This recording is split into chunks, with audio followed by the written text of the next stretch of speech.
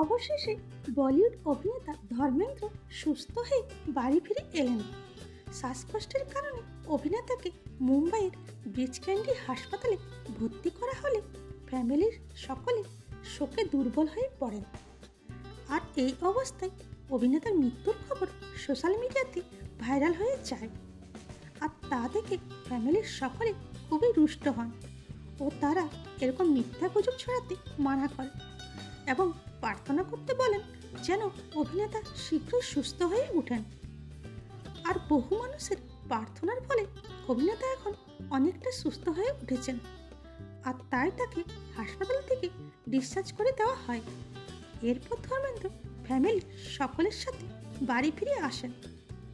ফ্যামিলির প্রতিটি সদস্যই অত্যন্ত খুশি ও আন্তরিকতার সঙ্গে ধর্মেন্দ্রকে ওয়েলকাম জানান।